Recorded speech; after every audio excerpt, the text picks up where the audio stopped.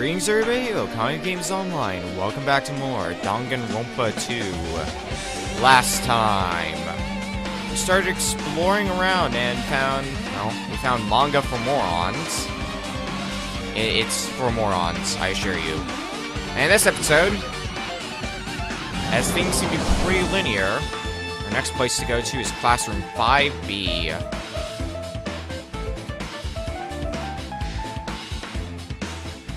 No, I should ignore it. I'm just gonna pretend I didn't see him. Hey, how's it going, Fujiko? Jeez. When I went inside this room, that bastard bear was suddenly here. He keeps glancing at me. I wonder why. It's gonna be shitty either way. Damn right. So I'll let you handle it. There's no way I'm gonna deal with that idiot. I don't want to do that either. Alright, Monokuma, what do you have to say? Hiya. Why, hello, Hajime. I hope you're doing pleasantly well. Are you pleasingly well? You're pleasingly well, right? What are you doing here? No. Well, there was another thing I needed to tell you on this floor. I got bored drawing manga. Can you forgive me for telling you by word of mouth? You should have done that from the beginning. I didn't want to read your manga in the first place. A high school student who doesn't like manga. It's like a sumo wrestler who doesn't like eating hot pots. I'm getting really fed up with your babbling. Hurry up, what do you need to tell me? It's about that key piece of information you've been waiting so long for. What? Surprise! It's about ultimate despair. Huh?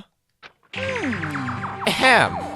Even though the term ultimate despair refers to a group these days. Actually, It was originally the title for a high school girl who was the most powerful, evil, and feared person alive. A high school girl? yes indeed. Lady Junko Enoshima. Junko Enoshima? Hey, As the former ultimate despair, she created despair brimming with charm and humor, and created the ultimate despairs. There was one really horrible person in that group. don't fuck with me. Hold on a sec. I don't know what the ultimate despairs are, but it's not that easy to form an organization. There's no way people would join for some fucked up organization created by a high school girl. Unbelievable. Humans who are obsessed with their philosophy have an uncanny power to attract others. It's a trait shared by many famous leaders throughout history, right? There's nothing strange about it. Hey, That holds true for Lady Junko. With her charismatic ability to attract people, she even influenced those in the highest echelons of power. phew. Her connections were the main reason that incident became the tragedy in the first place. So she even recruited people who would have been in a position to neutralize the threat? Huh? Then what was their purpose? Huh? What? You. Like I said, why did they cause that incident? It doesn't even make sense. They had a purpose, right? There's no way they'd do what they did without any purpose. Hey, It was Junko Enoshima's despair. Huh? For Junko Enoshima, despair isn't about purpose, a set of principles, a way of life, or an instinct.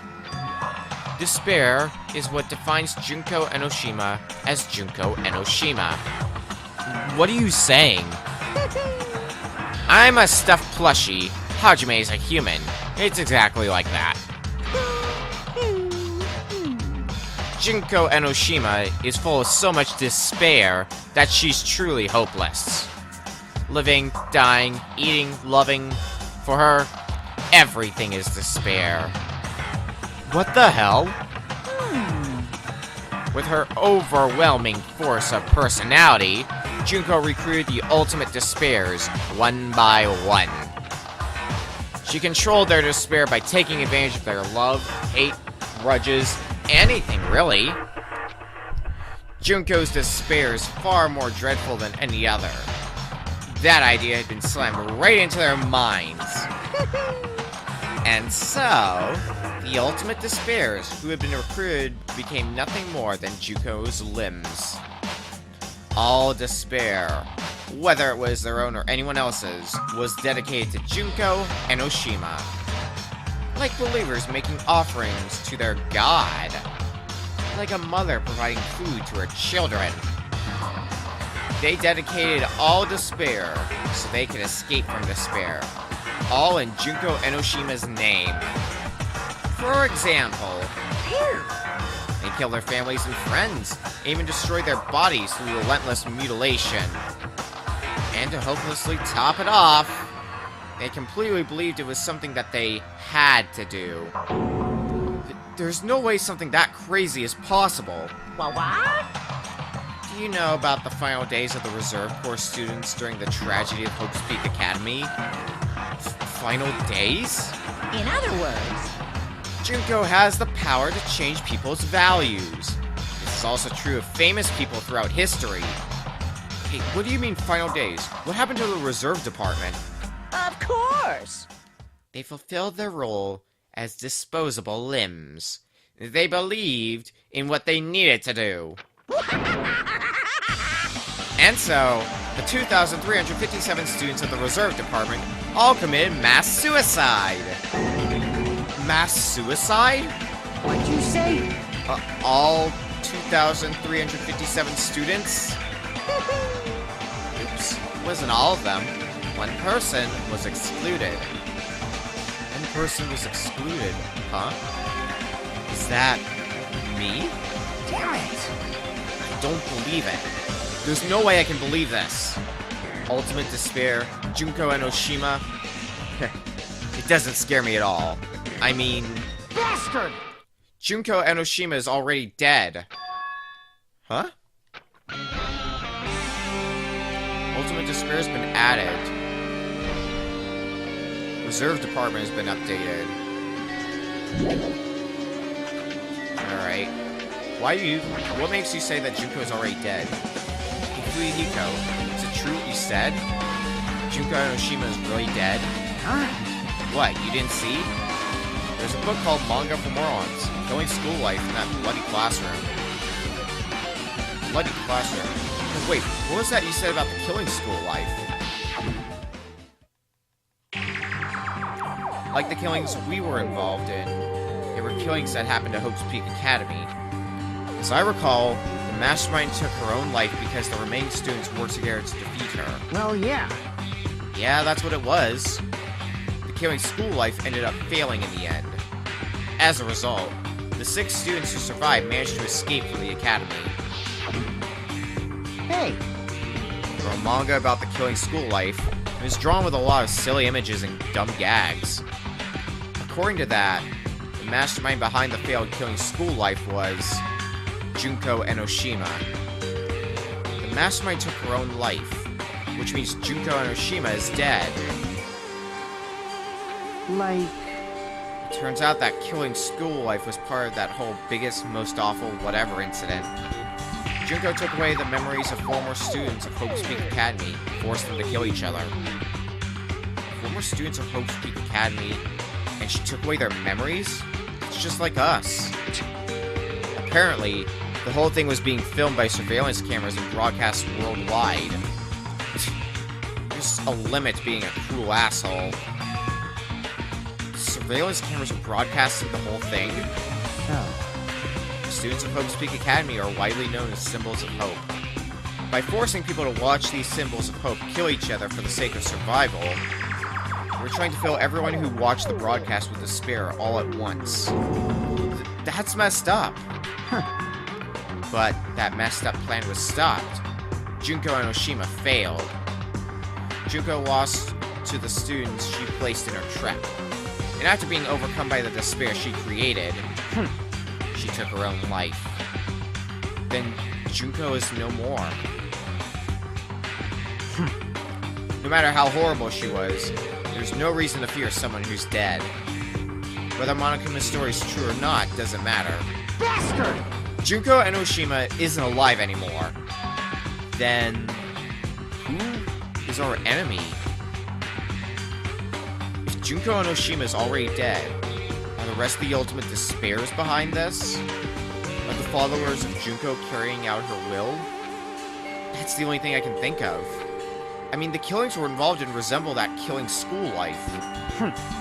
Well, I don't know who the hell is imitating Junko and making us go through this, but...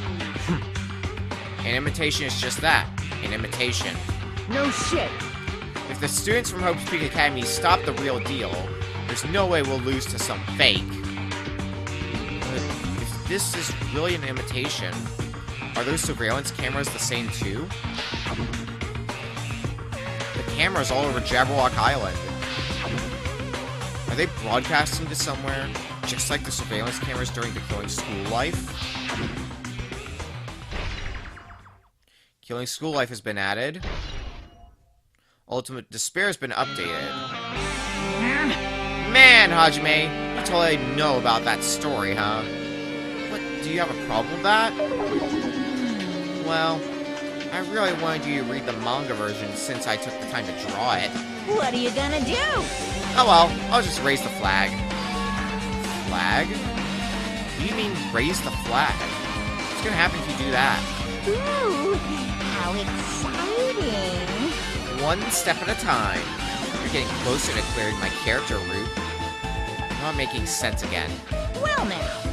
Now then, I'll give you guys my all. I'll tell you everything I know, including information on the outside and the inside. Yeah!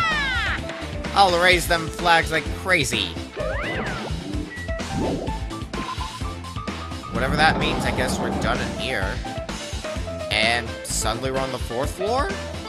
Huh? It changed to a different hallway again. It's so sudden. What's going on to make something like this happen? I've already decided that I'm not going to be surprised. That's right, there's no time for me to be surprised by something like this. So, here we are on the 4th floor. Where can we go? We can bring up the map. Just like old times.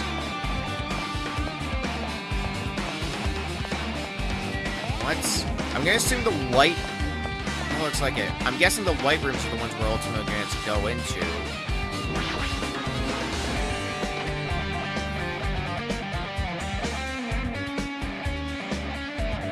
So what's in here? This looks like the music room. I feel like I could see something strange. Well, I see two strange things. We see a monument for one. Looks like it's some sort of monument. Why would there be a monument in a music room? And not just that. The mark engraved into the monument is the symbol of the Future Foundation, right? Below that symbol, there's a short passage engraved. To combat the biggest, most awful, most tragic event in human history, the graduates of Hope's Peak Academy were among the many who established the Future Foundation. Huh? The Future Foundation was established by the graduates of Hope's Peak Academy? Aren't they known as World Ender? This is completely different. Kuma, he completely made it up. Future Foundation's origins has been added. And there's this... No, not the piano. Oops, might have been able to play this. Well, too late to think about that now. The hologram. What is this? Words are floating in the air. This is like a hologram, right? The floating letters are forming a sentence. It looks like a passage from an email. Regarding the report we gave you the other day, we obtained information. A person who claims to be a survivor of Hope's Peak Academy. Upon further investigation, there are a total of 15 survivors. You may be wondering about the number of people at this time. If they're survivors of Hope's Peak Academy, it's possible they may be targeted by Ultimate Despair. We believe we should acquire them and place them in our care as soon as possible. But I don't believe the group can go that far without Junko and Enoshima rallying them. In a worst-case scenario, we must prevent a repeat of the Killing School Life. Also, if they are students of Hope's Peak Academy, we should expect them to be quite valuable to us. However, we're still investigating the details of their origins, We haven't located them either. We will continue investigating this matter. Also, regarding a separate matter, we received a report from the research facility on Jabberwock Island. Preparations have been completed. It seems we can proceed with the experimental phase of the Neo World program. Survivors of Hope's Peak Academy? 15 students? Is that about us? Excluding Chiaki, who is part of the Future Foundation, there were definitely 15 of us, but what does survivors mean? It's like they're talking from some other world. What happened outside Jabberwock Island? If the biggest, most awful, most tragic event in human history is really true, then the world isn't normal anymore. Maybe. I'm starting to feel like we might be better off not remembering the memories we've lost. The Academy of Survivors has been added. This is all the clues in this room. It's finally confirmed. The Future Foundation is on our side, at least. They were founded by the graduates of Hope's Peak Academy, and they took us in to protect us. If that's true, Chiaki should have made that clear to us. No, as long as Monokuma was around, she probably couldn't say anything carelessly. Monokuma. If he's the Future Foundation's enemy, then his true identity must be the ultimate conspiracy who caused the biggest, most awful, most tragic event in human history. The ones who are carrying out the will of Junko and Oshima are making us go through this. Also, this caught my attention in the email too. What is this research facility on Jabberwock Island mentioned in the email? What's that about? The only Future Foundation facility we found was that ancient ruin. There's no way that's the research facility. If there really is a research facility on this island, there should be other Future Foundation members here. Somehow, there's still so many mysteries. Their mysteries we're either going to have to solve one step at a time, or they're just going to keep piling on. So now we're done here. This place, the teacher's lounge, should be open.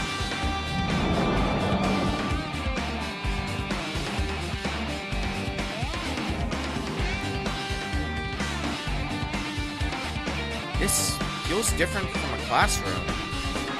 Maybe it's probably the office, right? I mean, the room has that kind of stuffy teacher vibe to it. The office, huh? Now that you mention it, it does look like that. Well... More importantly, have you seen Miss Sonia? I don't see her anywhere. How much longer is this guy gonna be obsessed with Sonia? Give it up already. He's never gonna give it up. It's Kazuichi we're talking about. Here's another hidden Monokuma. That only leaves one left in the entire game. But I think that's gonna do it for this episode. Next time on Danganronpa 2, we're gonna continue exploring this whacked up place. The structures seemingly not making sense at all, but we don't have time to worry about that. We gotta figure out more of the details of what's happening. See you guys then.